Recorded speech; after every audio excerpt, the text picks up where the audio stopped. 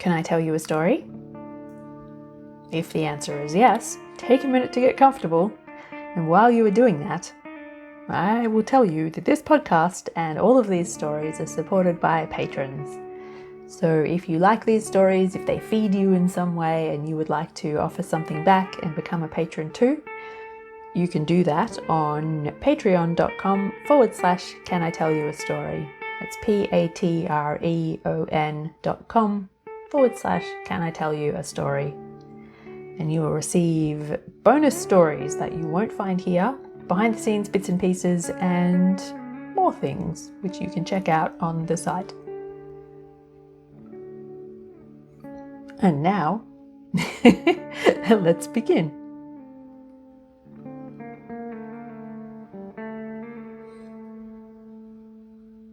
Out walking, I saw a lady with no teeth, and she was laughing. Pruning shears in hand, cat winding round her ankles, saggy blue socks and house slippers, roses in her apron pocket. I gave her a sunshine smile even though I felt like rain, and she patted my arm and handed me a pocket rose, thorns catching in the fabric as she pulled it free. I buried my nose in it and I couldn't help myself. I started to cry because it smelled like kindness, that rose. She took my other hand, the hand not holding the rose that was now all dewy with tears, and she pulled me gently inside her gate, past the rose bushes, along the gravel path, and around to the back of her house. "Front door's only for Best, see," she said, "and it's been such a long time since Best that it's stuck shut now, so it's back door or nothing. Could climb in the window, I suppose, but I'm getting on in years, and well, who's got the energy for that kind of scrambling?" She put me at her kitchen table. A warm, friendly kitchen, open, sunny windows and pretty vases of her own flowers.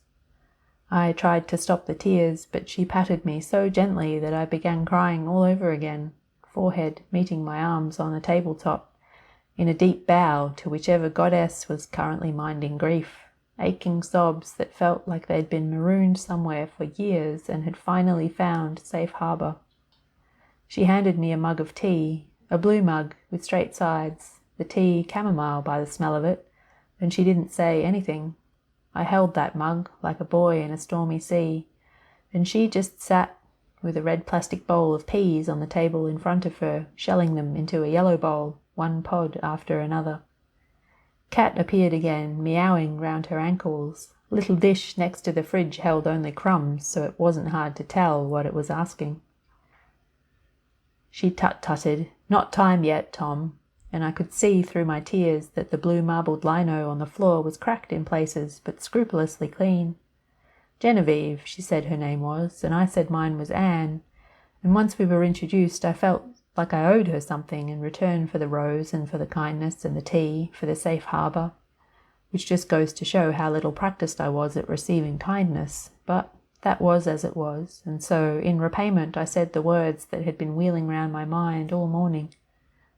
"My pa is dying," I said to Genevieve, "and I don't know how to feel." She smiled at me, and somehow having no teeth made even more room in her face for joy. She took my face in both her hands and wiped my tears with her thumbs, and I understood that by the gesture she was saying that maybe I did know how to feel, that right now I was feeling it, even though she didn't say any words. "When did it all get so complicated?" I said, without expecting an answer, and Genevieve didn't give one. Maybe she didn't give one because to her life wasn't that complicated.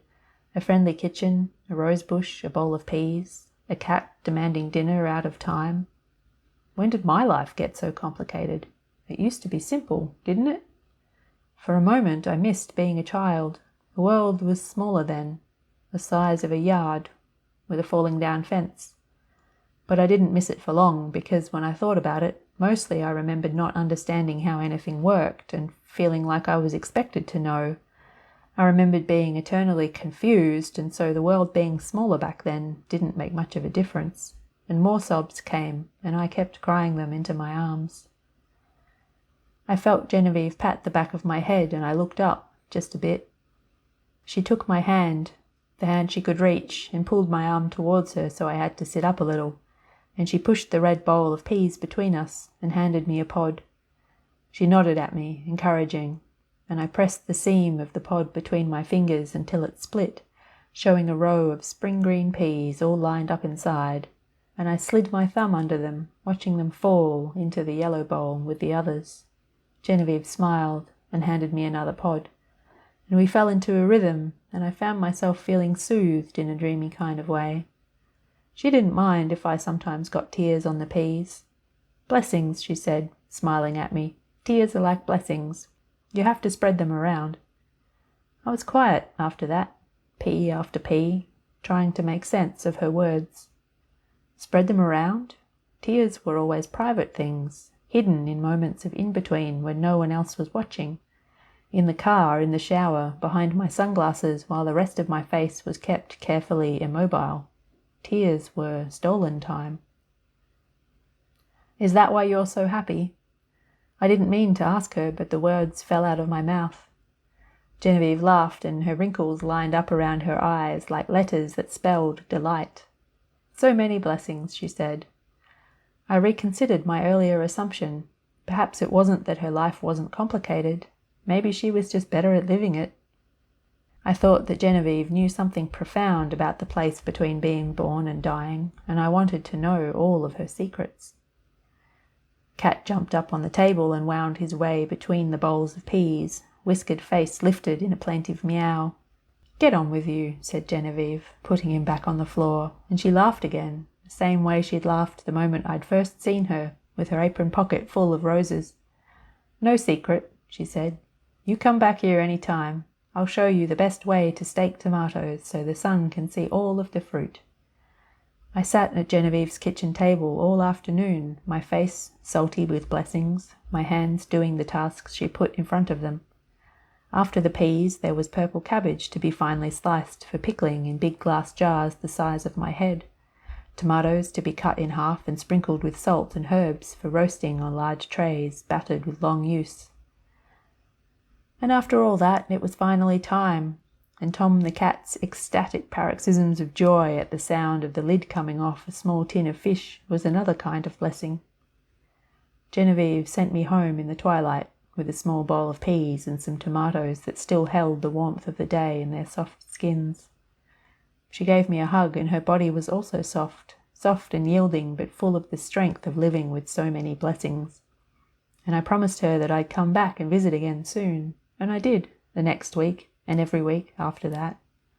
My life never got less complicated, really, but it did start to feel much simpler, living with so many blessings.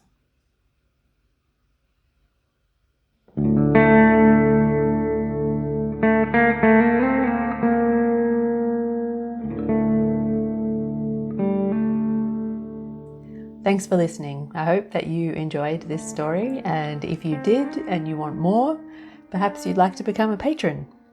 Patrons receive bonus stories and other things, including my endless thanks, which you can find out more about on patreon.com/Can I Tell You a Story. That's patreon.com/Can I Tell You a Story. Until next time, I hope your life is full of wonder, magic, and delight.